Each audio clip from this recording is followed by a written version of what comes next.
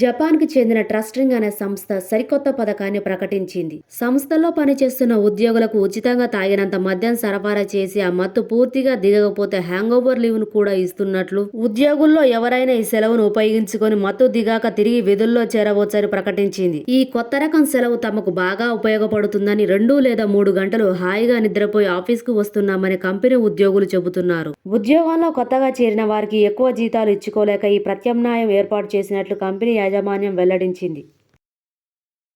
దేశీయ భద్రత, డేటా గోప్యతను దృష్టిలో ఉంచుకొని నిషేధించిన చైనా యాప్లు తిరిగి భారత్లోకి వచ్చాయి. పేర్లు, వెర్షన్లు మార్చుకొని ఇవి మళ్లీ విడుదలయ్యాయి. ఈ యాప్లలో కొన్నిటికి యాజమాన్య హక్కులు మారగా మరికొన్ని చైనా కంపెనీలుగానే కొనసాగుతున్నట్లు సమాచారం.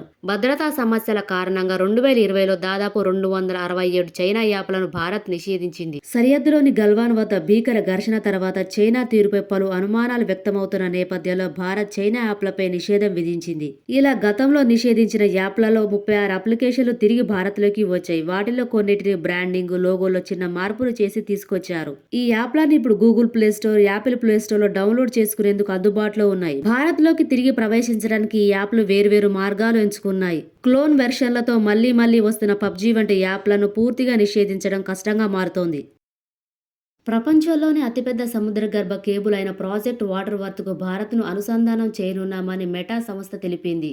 మెటా ఆధ్వర్యంలో సాగుతున్న ఈ కేబుల్ ద్వారా కార్యకలాపాలు 2030 సంవత్సరం చివరి నాటికి ప్రారంభమవుతాయని అంచనా. ప్రధాని మోదీ అమెరికా పర్యటన సందర్భంగా విడుదల చేసిన అమెరికా ఇండియా సంయుక్త నేతల ప్రకటనలో ఈ ప్రాజెక్టు కూడా ఒక భాగమే.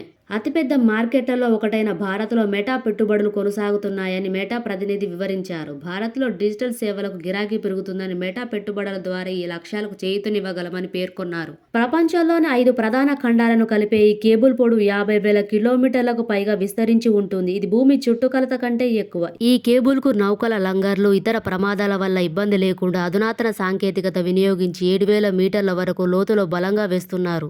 ప్రపంచంలోనే అతిపెద్ద, అత్యంత సామర్థ్యంతో మెరుగైన సాంకేతికతతో ఏర్పాటు చేస్తున్న ఈ సముద్ర గర్భ కేబుల్తో భారత్, అమెరికా ఇతర ప్రాంతాలను అనుసంధానిస్తామని మెటా ప్రతినిధి తెలిపారు. ఇంటర్నెట్ కార్యకలాపాలకు సముద్ర కేబుల్ కీలకం.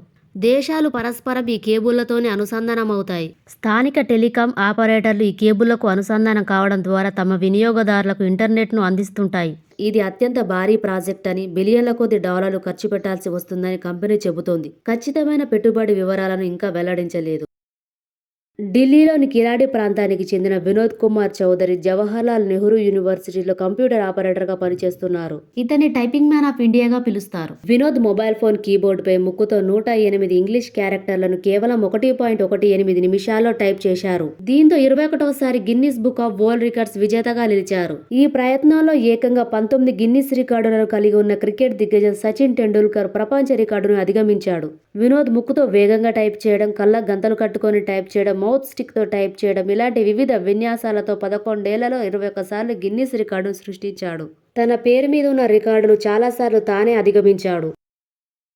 శరీరంలోని వెనక భాగంలో 1.24 కోట్ల విలువైన 1.406 కిలోల బంగారు బిస్కెట్లను దాచుకొని బంగ్లాదేశ్ నుంచి అక్రమంగా భారత్లోకి ప్రవేశించిన స్మగ్లర్ను బీఎస్ఎఫ్ సిబ్బంది అరెస్టు చేశారు. భారత్ బంగ్లాదేశ్ సరిహద్దు మీదుగా బంగారం అక్రమ రవాణా జరుగుతోందన్న ముందస్తు సమాచారం అందడంతో పశ్చిమ బెంగాల్లోని బితరి సరిహద్దులో బీఎస్ఎఫ్ తనిఖీలను చేపట్టింది. ఒక వ్యక్తి దేహంలో లోహం ఉందని మెటల్ డిటెక్టర్ ద్వారా గుర్తించి ప్రభుత్వ ఆసుపత్రికి తరలించారు. శస్త్రచికిత్స చేసి అతని దేహం వెనుక భాగం నుంచి బంగారు బిస్కెట్లను వైద్యులు తీశారు.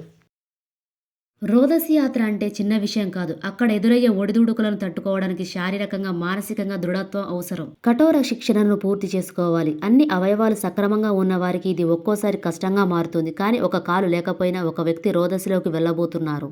ఆయన పేరు జాన్ మెక్ఫాల్. రోదసి యాత్ర చేయడానికి ఆయనకు ఆమోదం లభించింది. వైకల్యంతో రోదసిలోకి వెళుతున్న తొలి మానవుడిగా ఆయన గుర్తింపు పొందనున్నారు. జాన్ సొంతూరు బ్రిటన్లోని హ్యాంప్షైర్. ఇతనికి 43 సంవత్సరాలు. సైన్యంలో చేరాలన్నది ఈయన కల. అయితే 19 ఏళ్ల వయసులో థాయిలాండ్ పర్యటనలో ఉండగా బైక్ యాక్సిడెంట్లో కాలు పోగొట్టుకున్నాడు. అయినా జాన్ నిరాశ చెందలేదు. 2005లో పారా అథ్లెట్ గా మారారు. అనేక పోటీల్లో విజేతగా నిలిచారు. 2008లో బీజింగ్ లో జరిగిన పారాలింపిక్స్ లో బ్రాంజ్ మెడల్ ని గెలుచుకున్నారు. ఈ విజయాలతో జాన్ సరిపెట్టుకోలేదు. సైన్స్ పట్ల మక్కువ పెంచుకున్నారు. ఇందులో ఇందులో భాగంగా 28 ఏళ్ల వయసులో ఆయన వైద్యశాస్త్రం చదివారు. ఎముకల వ్యాధుల నిపుణుడయ్యారు. క్రీడలు, వైద్యశాస్త్రంలో రాణించిన జాన్ కు రోదస్ యాత్రపైన మక్కువ కలిగింది. 2022లో ఐరోపా అంతరిక్ష సంస్థ ESAకు చెందిన ఫ్లై అనే ప్రాజెక్టులో పాలు పంచుకోవడానికి ఆయనకు అనుమతి లభించింది. వైకల్యం ఉన్న వ్యోమగామిని రోదస్లోకి తీసుకెళ్లడంలో ఉన్న సవాళ్లను అధ్యయనం చేయడం ఈ ప్రాజెక్టు ఉద్దేశం. భూకక్షలో ఉన్న అంతర్జాతీయ అంతరిక్ష కేంద్రం ISSలో దీర్ఘకాల యాత్ర చేపట్టడానికి జాన్ అర్హుడేనన్న వైద్యపరమైన ధృవీకరణ లభ్యమైనట్లు ESA ప్రకటించింది. ఆయన ISSకు వెళ్లే తేదీని ఇంకా ప్రకటించలేదు. జాన్ వాడే కృత్రిమ అవయవం రోదస్లో ఎలా పనిచేస్తుందన్న దానిపై శాస్త్రవేత్తలు పరిశీలించాలనుకుంటున్నారు. అంతరిక్షంలోని భారరహిత స్థితికి అనుగుణంగా ప్రత్యేక కృత్రిమ అవయవాల రూపకల్పనపై ESA దృష్టి సారించింది. ఈ సాంకేతికత నేలపై కృత్రిమ అవయవాలను వాడే వారికి ఉపయోగపడుతుందని శాస్త్రవేత్తలు చెబుతున్నారు. చేయని హత్య నేరానికి 30 ఏళ్లుగా జైలు శిక్షను అనుభవిస్తున్న హవాయివాసి గోర్డన్ కోర్డెయిరోను కొత్తగా అందుబాటులోకి వచ్చిన DNA టెస్ట్ సాక్ష్యం ఆధారంగా కోర్టు అతన్ని నిర్దోషిగా తేల్చి విడుదల చేశారు. 1994లో టిమోథీ బ్లైస్డేల్ అనే వ్యక్తి హవాయిలోని మోయు దీవిలో హత్యకు గురయ్యాడు. బ్లైస్డేల్ గంజాయి కొనడానికని $800 చేతబట్టుకొని మైకేల్ ఫ్రైటాస్ అనే వ్యక్తితో కలిసి మోయులోని స్కిడ్రో ప్రాంతానికి వెళ్లాడు. తరువాత మృతదేహమై తేలాడు. ఈ హత్య జరిగినప్పుడు గోర్డన్ ఇంటి పట్టునే ఉండి కుటుంబ సభ్యులకు ఇంటి పనిలో సాయం చేస్తున్నాడు. అయినా మైకేల్ సాక్ష్యంపై గోర్డన్ను నేరస్తుడిగా తేల్చి జైలు శిక్ష విధించారు. చనిపోయిన బ్లైస్డేల్ జీన్స్ ప్యాంటు జేబులో ఒక గుర్తు తెలియని వ్యక్తి DNA నమూనాలు కనిపించడంతో ఇన్నాళ్లకు గోర్డన్ నిర్దోషి అని తేలింది. ఇతడి విముక్తి కోసం హవాయి ఇన్నోసెన్స్ ప్రాజెక్ట్ చేసిన కృషి ఫలించింది. అమెరికా పౌరసత్వం కావాలనుకునే ధనవంతులకు అధ్యక్షుడు డొనాల్డ్ ట్రంప్ కొత్త పథకాన్ని ప్రకటించారు. 35 ఏళ్లుగా కొనసాగుతున్న EB-5 వీసా విధానాన్ని రద్దు చేసి గోల్డ్ కార్డ్ వీసాను తీసుకొచ్చారు. 43.5 కోట్లు వెచ్చించే వారికి గోల్డ్ కార్డుని అందిస్తామని ప్రకటించారు. గోల్డ్ కార్డుతో అమెరికా వచ్చిన వారు మరింత సంపన్నులవుతారు, వ్యాపారాల్లో విజయవంతమవుతారు, బాగా డబ్బు ఖర్చు చేస్తారు, భారీగా పన్నులు చెల్లిస్తారు, చాలా మందికి ఉపాధి కల్పిస్తారు. ఈ పథకం భారీగా విజయవంతమవుతుందని అనుకుంటున్నాం అని ట్రంప్ పేర్కొన్నారు. మొదట 10 లక్షల కార్డులను విక్రయించాలని, ఆ తర్వాత దానిని 1 కోటికి చేర్చాలని భావిస్తున్నామని తెలిపారు. గోల్డ్ కార్డు వీసాలో ఉద్యోగ సృష్టి వంటి అంశాలను ట్రంప్ వెల్లడించలేదు. గోల్డ్ కార్డు విక్రయాల ద్వారా ఖజానాకు ఆదాయం సమకూరుతుందని ప్రభుత్వం భావిస్తోంది. EB-5 వీసాల స్థానంలో ట్రంప్ గోల్డ్ కార్డును 2 వారాల్లో అమల్లోకి తీసుకొస్తామని వాణిజ్య మంత్రి హోవర్డ్ లుత్నిక్ తెలిపారు. గోల్డ్ కార్డ్ అనేది గ్రీన్ కార్డేనని, శాశ్వత నివాస అనుమతి పత్రమని, పెట్టుబడిదారులకి ధర పెంచామని, EB-5తో జరిగే మోసాలను నియంత్రించేందుకు తీసుకొచ్చామని వివరించారు. పౌరసత్వానికి గోల్డ్ కార్డ్ మార్గం సుగమం చేస్తుందని తెలిపారు. పెట్టుబడిదారులకు వీసాలనేది ప్రపంచవ్యాప్తంగా సాధారణ విషయమని ఎన్లీ అండ్ యాంప్ సలహా సంస్థ అభిప్రాయపడింది. ఇప్పటికే 100 దేశాలు ఈ గోల్డెన్ వీసా విధానాన్ని అమలు చేస్తున్నాయని పేర్కొంది. అందులో Britain, Spain, Greece, Malta, Australia, Canada, Italy వంటి దేశాలున్నాయని వివరించింది. ఉత్తర కొరియా అధ్యక్షుడు కిమ్ జోంగ్ ఉన్ విదేశీ పర్యాటకులకు తలుపులు తెరిచాడు. గత 5 ఏళ్లుగా రష్యా పర్యాటకులు తప్ప మరే దేశీయులకు అనుమతి ఇవ్వని కిమ్ తాజాగా తన వైఖరి మార్చుకున్నారు. దెబ్బతిన్న దేశ ఆర్థిక వ్యవస్థను పునరుద్ధరించడానికి పర్యాటక రంగాన్ని ప్రోత్సహించడంపై ఆయన దృష్టి సారిస్తున్నారని, తాజాగా ప్యాంగ్యాంగ్లో విదేశీయులు పర్యటించడమే దీనికి నిదర్శనమని నిపుణులు అంటున్నారు. ఫిబ్రవరి 20 నుంచి 24 తేదీల్లో వివిధ దేశాలకు చెందిన 13 మంది రసోన్లో పర్యటించినట్లు బీజింగ్కి చెందిన పర్యాటక సంస్థ కొరియా టూర్స్ వెల్లడించింది. మన దేశంలో అతిపెద్ద, అత్యంత విలువైన కంపెనీ అయిన రిలయన్స్ ఇండస్ట్రీస్ మరో ఘనత సాధించింది. యాపిల్, నైక్ వంటి బహుళజాతి సంస్థలను పక్కకు నెట్టి మరి ఈ స్థానాన్ని రిలయన్స్ పొందింది. భవిష్యత్తులో మరిన్ని విజయాలు దక్కించుకోవడానికి అవకాశం ఉన్న బ్రాండ్లను 18 అంశాల ఆధారంగా లెక్కగట్టి ఈ జాబితాను తయారు చేశారు. మార్కెట్లో రాబోయే మార్పులకు తగ్గట్లుగా వ్యూహాత్మక నిర్ణయాలు తీసుకోవడం, బ్రాండ్ ప్రయోజనాలు నెరవేర్చడం, వినియోగదారు అంచనాలను అనుగుణంగా మారడం, సాంకేతికతను అందిపుచ్చుకోవడం వంటి అంశాలను ఇందులో పరిగణలోకి తీసుకున్నారు. మార్కెట్ విలువ ఆధారంగా అంతర్జాతీయ అగ్రస్థానంలో ఉన్న 100 కంపెనీలకు ఫ్యూచర్ బ్రాండ్ ర్యాంకులు ఇస్తుంటుంది. 2023లో 13వ స్థానంలో ఉన్న రిలయన్స్ ఇండస్ట్రీస్ 2024 11 స్థానాలు పైకి వచ్చి 2వ స్థానంలో నిలిచింది. రిలయన్స్ సంస్థ ఒకే ఒక సంవత్సర కాలంలో 2వ స్థానానికి చేరుకుంది.